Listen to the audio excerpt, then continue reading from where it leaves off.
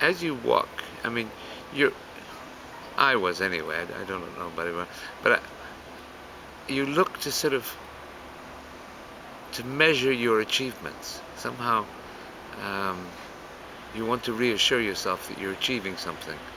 And sometimes it was reaching a marker. As you go along, the mileage to Santiago is measured off, and when you hit a sign saying 50 kilometers left, it's kind of a moment of satisfaction. You think, oh, I've moved on. Other moments were, um, when you'd uh, somehow crossed over uncomfortable, got off a motorway which you'd had to walk along a little bit. I came to hate motorways, by the way. They were and also it seemed to be the only mark that the European community left on the region.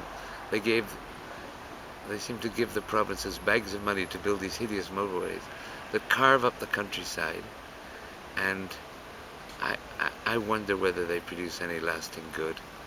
And there was a time where walking under motorways is very interesting because they look quite different when you're walking under them when you're walking on them, and they're held up by all these long big pillars.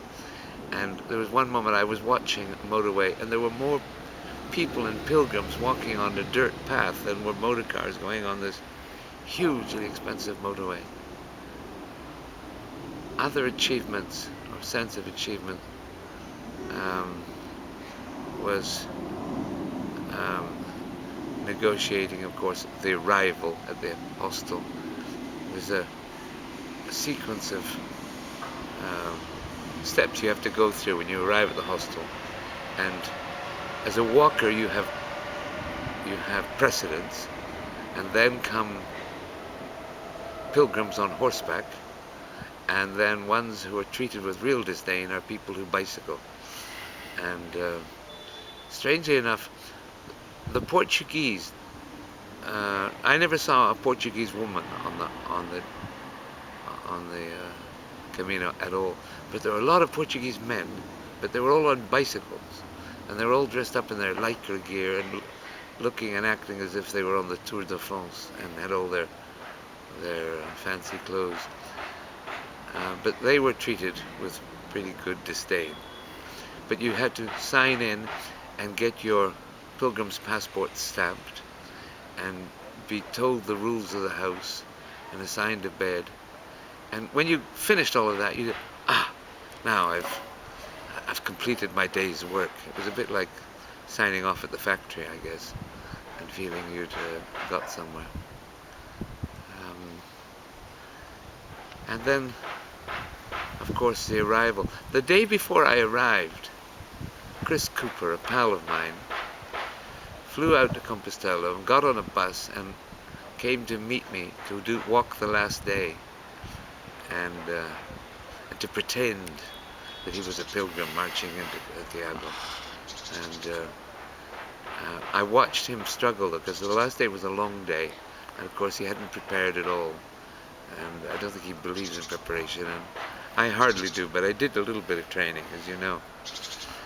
And arriving in Santiago was, of course, a great sense of achievement, but you go to the cathedral, and somehow you feel you need to go into the cathedral to mark the end of your journey. But there was at least a 3-hour queue of mixture of pilgrims and visitors, and it was a holy day, and I just couldn't face standing 3 hours in the sun, and I just collapsed on the ground near a water fountain and lay and enjoyed the scene. I have a picture of that, which is how my Camino ended. And I did go into the cathedral, but 3 days later.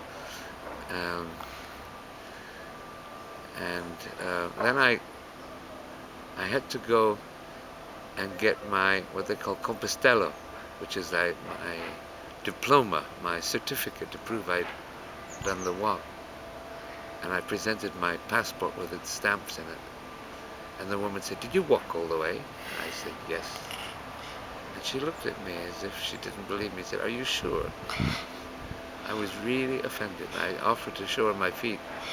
She wasn't interested. She gave me my Compostela, which was written in Latin, my name in Latin, and I walked out holding a great sense of achievement, but I've never seen it since. I lost it. Somewhere I've lost it. I can't find it. So I have no record other than photographs that I actually did it. But I did.